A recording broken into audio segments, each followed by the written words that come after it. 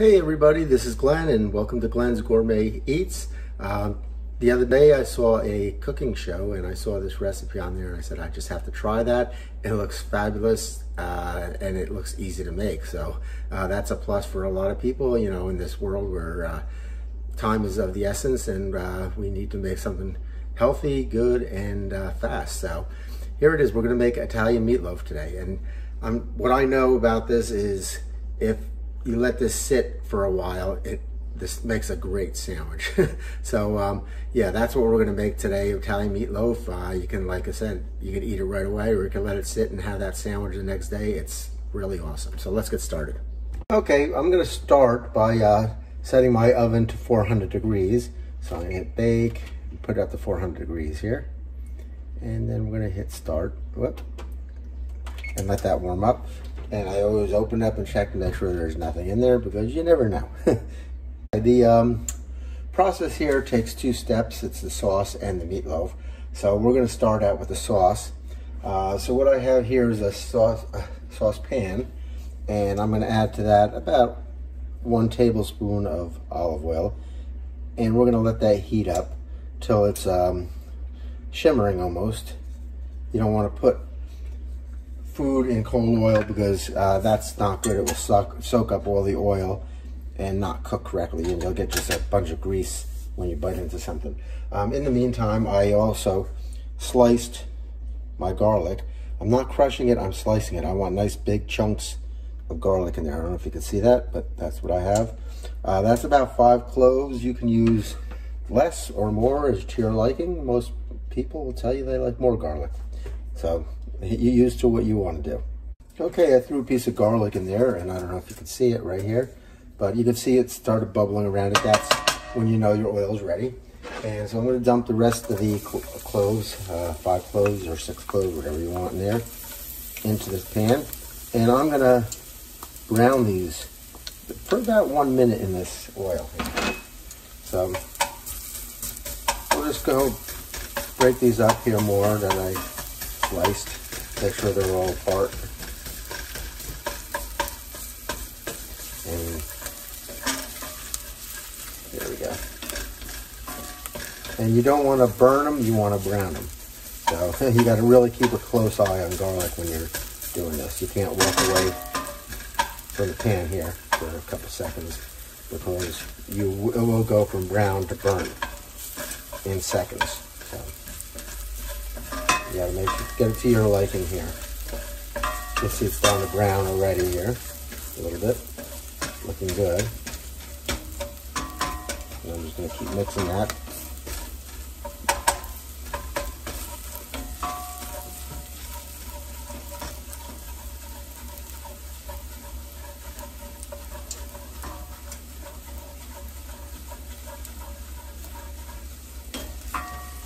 Well, these are looking really good. That brown will bring out a nice flavor. I call it almost like a roasted garlic flavor into your sauce that we're making here. That looks good, huh?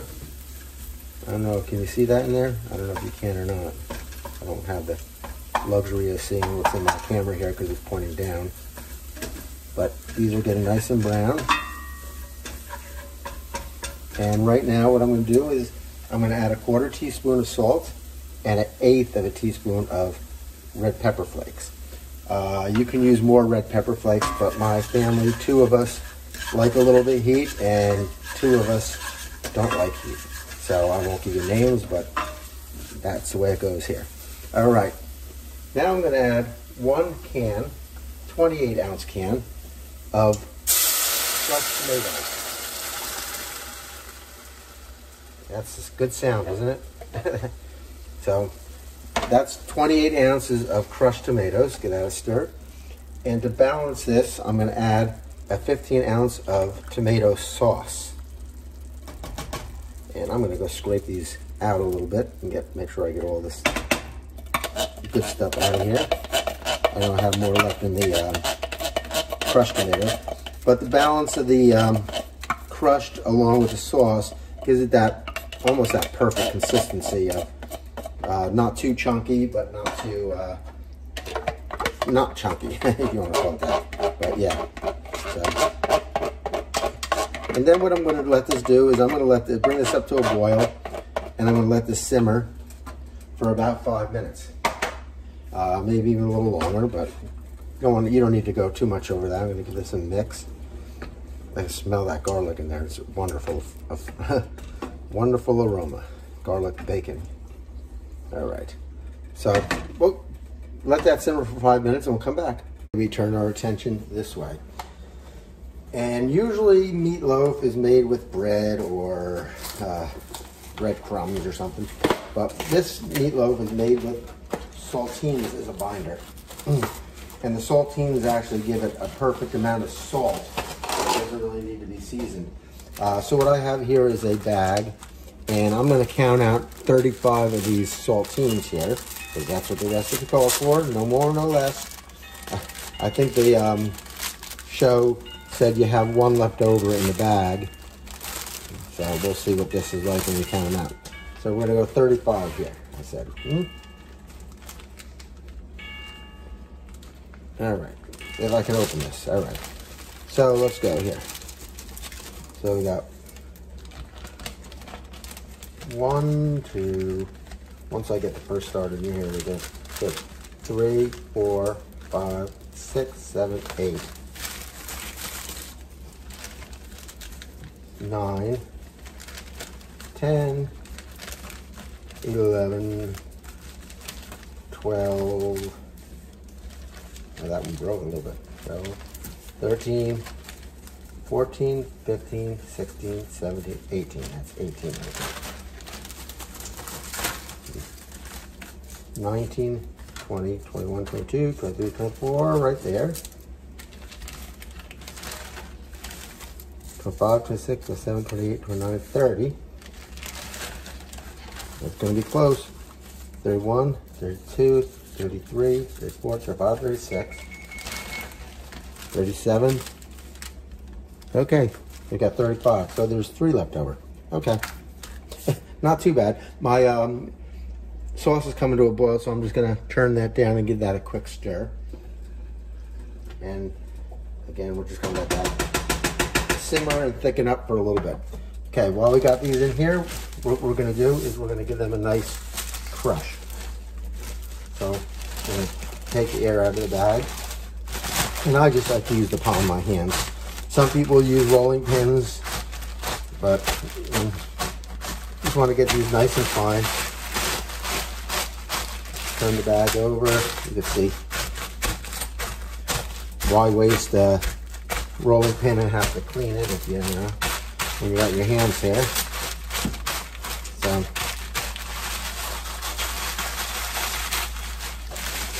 take that up a little bit and come down. Just want to get some nice fine, almost breadcrumb like.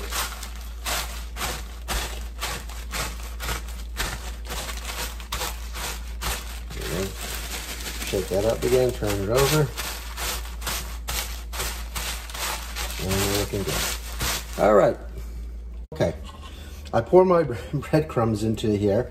I guess I didn't hit the tape button, but my breadcrumbs, 3/4 cup of milk and 2 eggs, and I whisked them together here until I got a nice paste, and these breadcrumbs have become hydrated.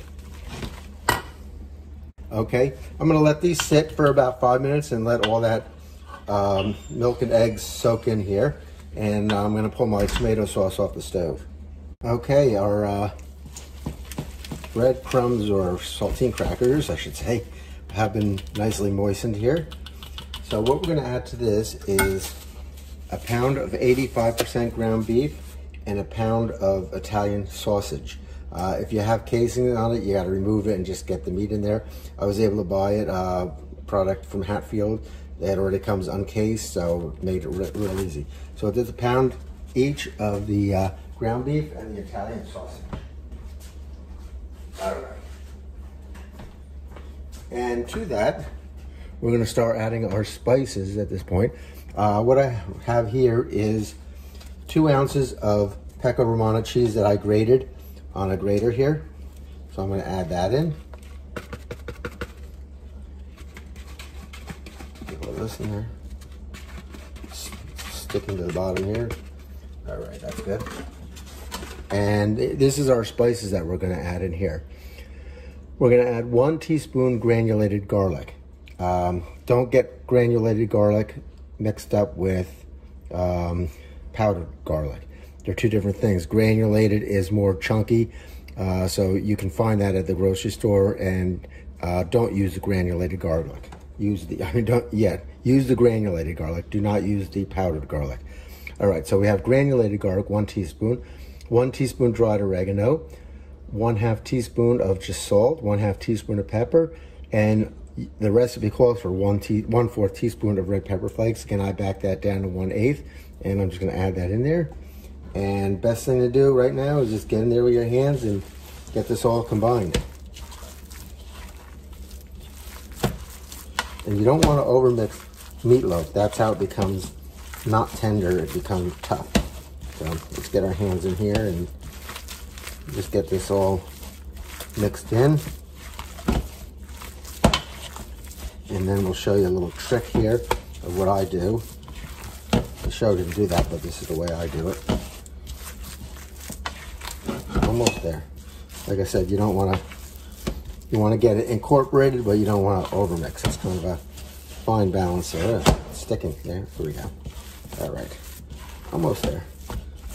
I'll tell you when I like it, when I see what I like. You can kind of judge it, you know, make sure all that bread is mixed in there, you know, big pockets of it. And all those spices are incorporated evenly into the mixture. All right, I think that looks good. So let me wash my hands here. Sorry. Okay, here we have my 13 by 9 inch baking dish. And I'm just gonna put a little olive oil in there. A little flavor there, and I'm going to spread that around on the bottom and the sides. So I'm not going to do that because I'm going to have to wash my hands again, and hard to turn off the camera. Here's my second trick. I have a 9.5 by 5 bread pan, and I oil that as well. So I'm going to take my meatloaf mixture, and we're going to put that right in here. I'm telling you, this is super simple, and even if it doesn't come out right, it's an easy fix. So let me put this over here to get washed. We're going to take this and we're going to push it down into here and until we get like an even flat top and get into the corners there.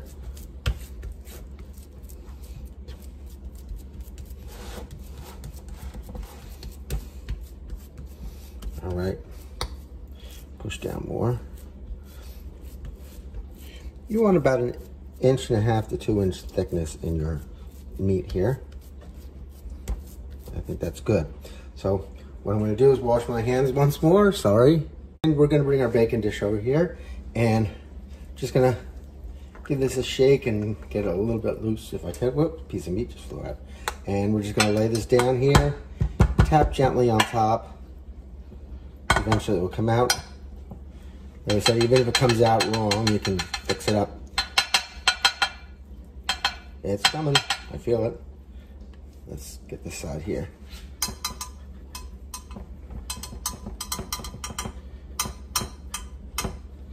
All right. Sometimes you need a little help here, so I'm just going to take a, I won't do that. I'm just going to move this around here off the edges here. That's what's sticking there. And we'll go again. There. This works most of the time. But let's try it again.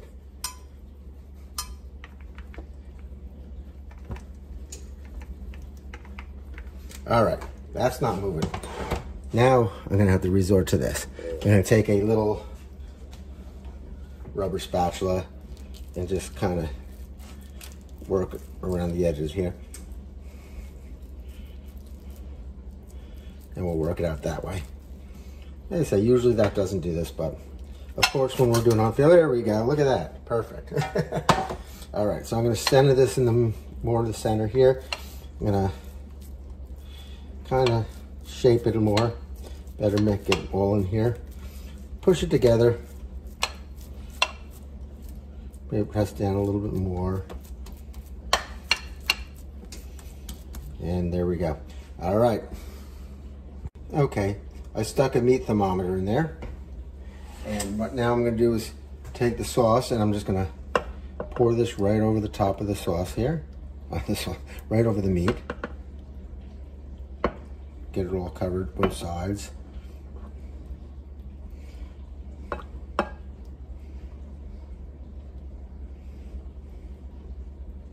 There we go. That looks delicious, huh? All right, that's ready to be washed. We're ready to go. I'm gonna cover this with foil and we're gonna put it into that 400-degree oven.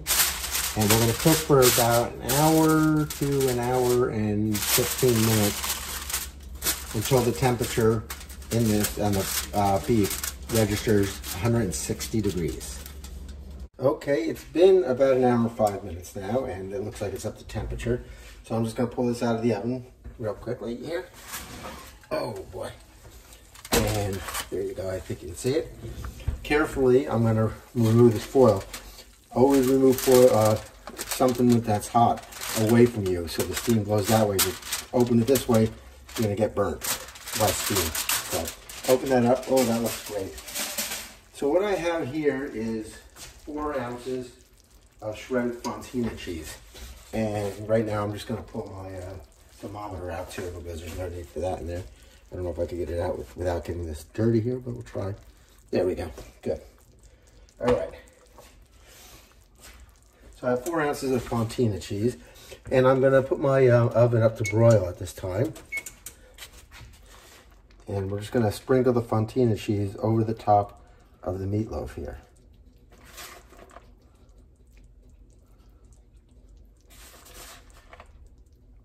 Fontina is a really creamy cheese. It's going to melt real nice on here.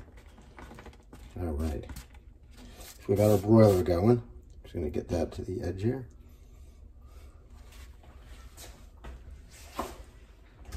And we're going to put this in for about 2 minutes under the broiler. Okay. Until that cheese is nice, melty, and creamy. And we'll come back. Okay, it's been about 2 minutes, so let's get this baby out of the oven here under the broiler and see what it looks like. Ooh, let the heat out before I get in there. Hot. Okay. Wow, does that look good? All right. So I'm gonna just left it here and turn my oven off now. We don't need it off anymore. So what I'm gonna do is let this rest like this for 15 minutes. This is a very important step. If you try to cut into your meatloaf now, it's just gonna fall apart. You need it to firm up a little bit. So let's give it 15 minutes. Okay, I'm gonna attempt to move this from here to a plate. Let's see if I can turn this around. Dish is still a little bit hot, but let's see, here we can do this. Otherwise I'll just get my gloves. There we go. I'm using 2 spatulas. I'm getting on both sides here, and I'm gonna try to lift this up without breaking it and transfer it over to a plate. That way, I'm gonna cut it in this plate and transfer it back to the sauce here. Now, what you can do in the meantime is, I don't know if that's too hot, is see that grease in the middle? We can take a spoon, kind of just get rid of some of that surface grease there that we really don't need. Not good for you, you know what I mean? So I'm gonna do that. You don't need to watch me do that, but I'm gonna get rid of that.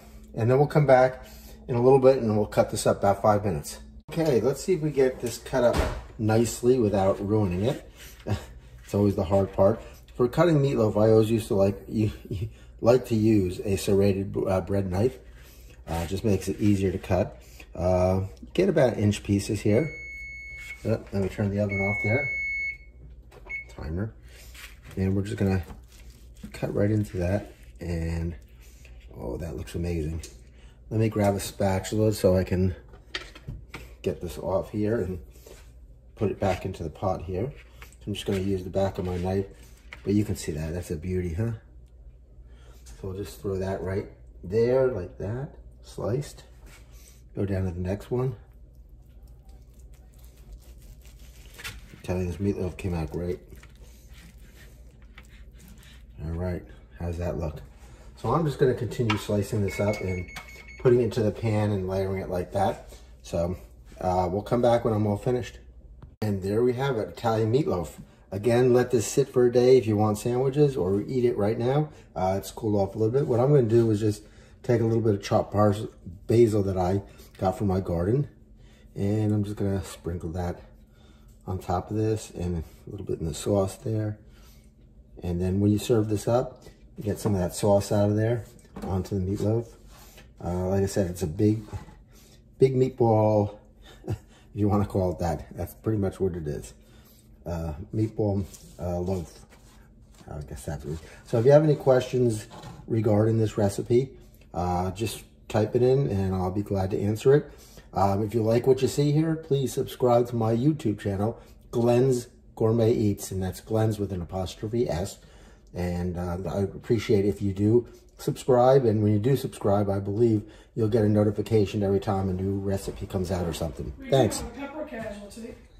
And I leave you with this, from the words of Jesus: I am the bread of life. Whoever comes to me will never go hungry, and whoever believes in me will never thirst. God bless, and we'll talk to you soon.